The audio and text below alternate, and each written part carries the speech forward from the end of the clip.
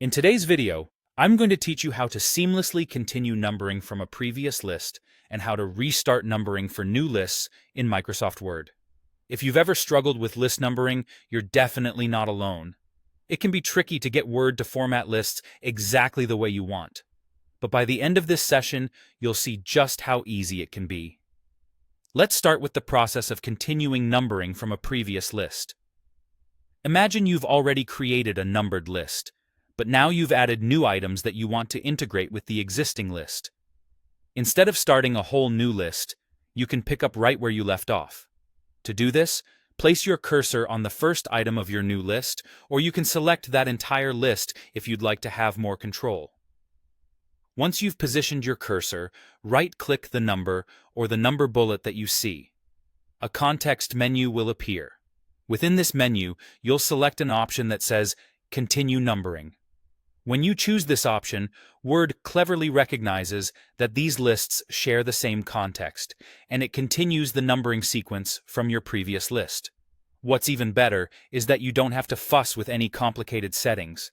Word takes care of it for you, treating your lists as part of one big, happy list family. Now, shifting gears to start a new list from scratch, perhaps your intent is to restart from one or a different number. Here's how you can do it smoothly. Begin by clicking or selecting the first item of the new list you wish to renumber. Once selected, you'll perform a right-click action again. From the context menu, look for an option that says Set Numbering Value, or on some versions of Word, you might simply find Restart at 1. This action will allow you to signal to Word that you're interested in restarting the count. But let's say you're feeling a bit adventurous and want your list to start from a number other than 1. Here's what you do. Utilize the Set Numbering Value feature.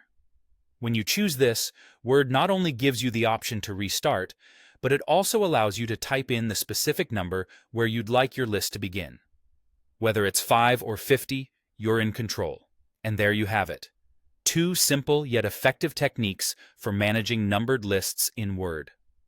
Understanding how to continue or reset numbering can save you a lot of formatting headaches and make sure your documents look just the way you want them to. Thank you for tuning in, and I hope you find these tips as liberating as I do when working with lists. Happy writing!